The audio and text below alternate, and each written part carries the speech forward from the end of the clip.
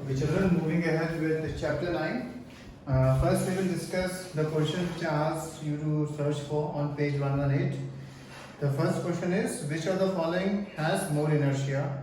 First is a rubber ball or a stone of the same size, and as we know, the weight of the stone will be more than the rubber ball, so a stone will have more inertia. Objects with more mass will have more inertia. Okay, a bicycle or a truck. So obviously a truck will have more inertia. A 5 rupee coin or a 1 rupee coin, again a 5 rupee coin, as it will have more weight.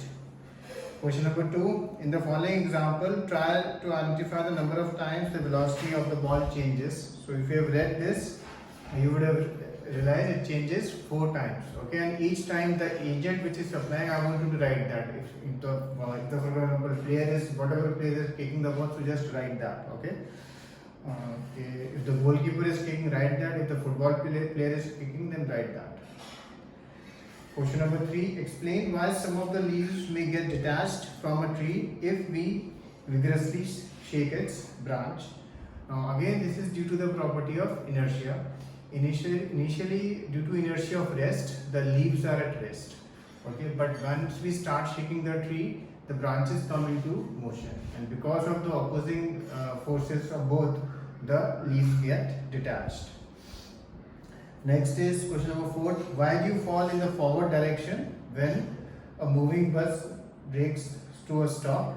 When a moving bus brakes to a stop, why we move in the opposite direction? So of course you can write, as our lower part comes to rest, but the upper portion keeps in motion due to inertia, we fall in the forward direction. And of course you will write the opposite reason when you are writing the second part. And why do we fall backwards when it accelerates? Okay, so these 4 questions, write the answers. I will also be sending you 2 to 3 pages of the notes till this point, so write those notes also. Okay, now we will be looking at second law of motion.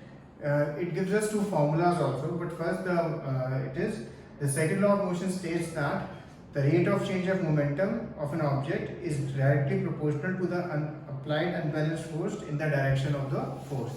Now first a few things here. First of all, momentum, this term which you have just read about. Momentum formula is P is equal to m into V. P stands for momentum, m is for mass, and V is for velocity. So obviously its unit, if you see, mass we will take always in kg, okay, and velocity is we will take in meter per second. So 1 unit will be kg meter per second. Okay. Now momentum is very important. For example, a bullet. Okay, if you see in a gun, if you take a bullet in your hand, and if you see, and if you just throw the bullet at your friend just like that, you will throw it with some force, but not with much force. Okay, so your friend may catch it or it may hurt him a very little bit. But if you put that bullet in a gun, and then when you fire it with inside the gun, then its velocity increases tremendously.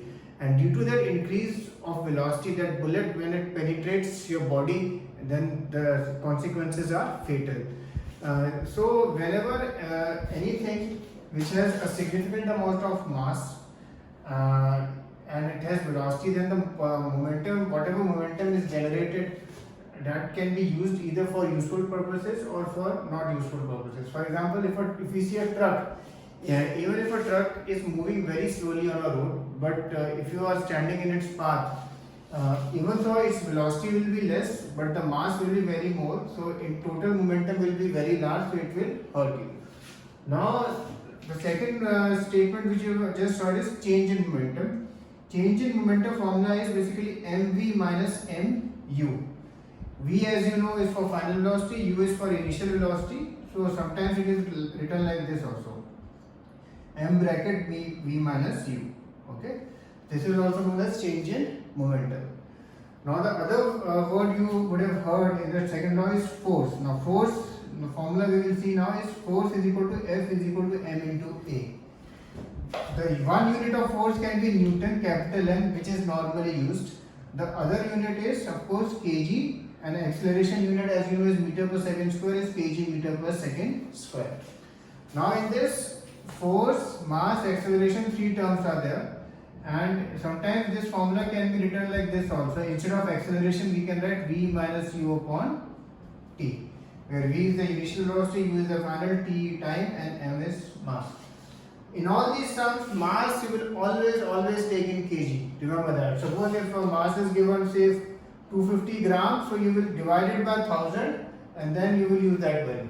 Number two, sometimes acceleration in this answer, when we are calculating the force, the answer may come in negative, because as you know, whenever brake, in the terms in which brakes are being applied, the final velocity becomes 0, and therefore the acceleration is negative. So many times when you are calculating the force, the answer may come as negative. That does not mean your answer is incorrect, it is correct only. Suppose if you calculate a force and suppose your answer comes minus 10 newtons, okay? So in the next step you can write, if you want, you can leave the answer like this, or sometimes if you want, you can write a force of 10 newtons in the opposite direction is required. So in fact, if you suppose if you do a numerical and if you check, you are getting answer minus 10 n, and if you check your say textbook and if you see the answer below at the behind, it will be written sometimes 10 also. So that does not mean your answer is incorrect. Your answer is correct only. In the textbook, sometimes he may write in the opposite direction and sometimes he may not write also. But in this course, many times you will get the answer is negative, especially in the sums in which brakes are being applied or in the sums in which acceleration is coming negative. Okay. Now, if you see on page 119, the derivation is there of force. Okay, this derivation is sometimes comes for 2 marks or 3 marks, and I'm sending this derivation also. If you see change in momentum directly proportional to P2 minus P1. Next step mv minus mu, m bracket v minus u. Then rate of change of momentum. Whenever rate comes, we introduce times. This is proportional to m into v minus u upon t. Or the applied force F proportional to m bracket v minus u upon t. Now he will use k. K is a constant of proportionality whose value which for our purposes we take as 1. So next step is F is equal to kma, and then k value he will take as 1. Therefore, if you see below, you will get F is equal to ma.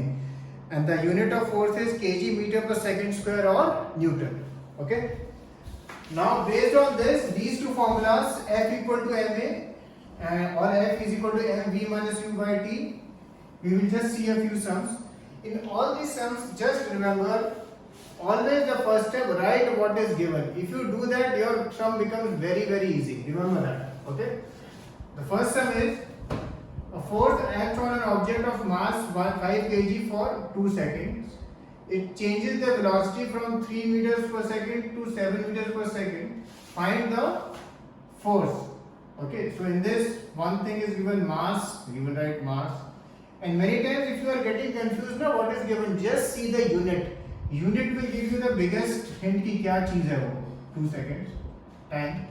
Velocity from this to this. So this was our u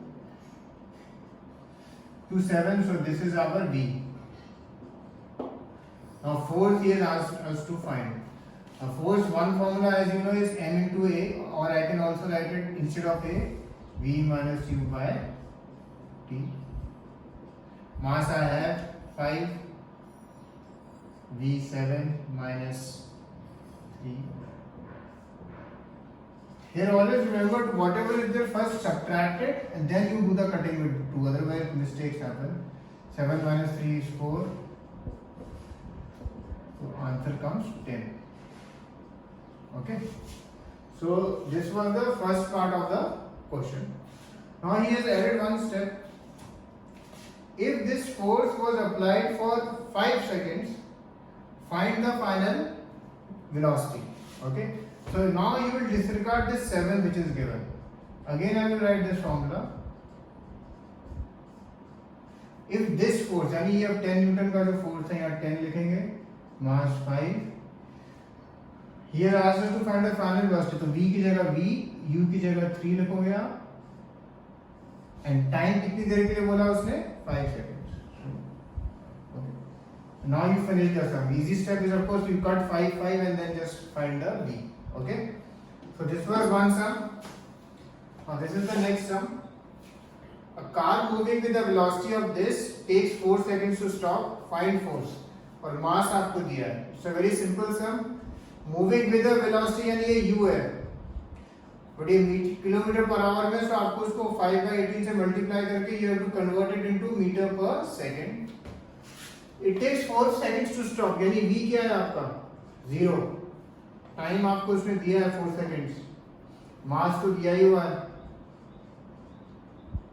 last step, just substitute in the formula. v है, u आप निकाल लेंगे, t है, मास है, force आ जाएगा. Okay, of course here the answer will come in negative. Okay,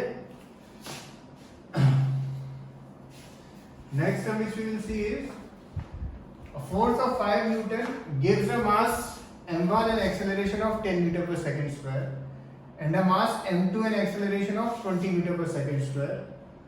What acceleration it would give if both the masses are tied together? Okay, so in this ये हल्का सा डिफरेंस है. A force 5 Newton gives a mass m1 acceleration of 10 meter per second square. तो अगर हम ये formula लिखें F is equal to ma, force कितना है 5, m1 हमको नहीं मालूम है तो m1 लिखा मैंने ऐसे, एंड एक्सेलरेशन कितना 10. तो जब मैं ये कैलकुलेट करूंगा 10 नीचे जाएगा तो मेरा m1 आ जाएगा 1/2 या 0.5 जो भी आपको लेना है kg. ओके, सिमिलरली मास m2 को कितना देता है 20 एक्सेलरेशन. ठीक है, तो ये जब आप कैलकुलेशन करेंगे आपको m2 मिल जाएगा, m2 का वैल्यू आपको मिल जाएगा. Last step, what acceleration would it give if both the masses are tied together. ये जो 5 न्यूटन का फोर्स है, what acceleration would it give if both the masses are tied together. तो लास्ट स्टेप के लिए फोर्स 5 ही रखना और यहाँ ma की जगह m1 प्लस m2 जो आप निकाल चुके होंगे फर्स्ट स्टेप में, m1 निकाला होगा, फिर m2 भी आप निकालेंगे और एक्सेलरेशन की जगह a लिखना, फिर वो नीचे चला जाएगा तो आपको a मिल जाएगा. One thing, because many children I see, suppose a calculation is going on, so 15 is equal to suppose 5x. Okay, so you can just take it down here, you can keep on writing x like this only. Okay, so answer will be this. Okay, you need not take this that side, that creates a lot of confusion. Just solve this simply. Okay, keep it simple. Okay, so this is one question. Now this is the last question which I am discussing. This is the velocity time graph of a ball of mass 20 grams moving in a straight line. Find the force required to bring the ball to rest. So ball rest पे जा रही है तो obviously final velocity हमारी क्या है इसमें 0. ये वेलोसिटी टाइम ग्राफ है, तो अब यहाँ से अगर हम पढ़ेंगे इनिशियल एट 0 सेकेंड्स टाइम जिसकी वेलोसिटी थी u थी 20 मीटर पर सेकेंड, और ये कितने टाइम में 0 होती है 10 सेकेंड्स. मास 20 ग्राम है, पर जैसे मैंने आपको बताया था you have to always convert this into kg, तो ये करके जो भी आएगा. Last step, find the force. Force formula F is equal to m into v minus u upon t. So all the things you have and you just have to substitute this and get the answer. Again in this, because the final velocity is 0, the answer will come in negative. Okay, so do all these sums. I will not be writing the questions for these sums because all these sums are basically examples of your textbook, but don't copy the answers. Okay, you just write the question and just solve it. You will find it, you will be able to do these sums. Apart from this, one more sum I will be giving, that will be at the back of your exercise. Okay, cheers.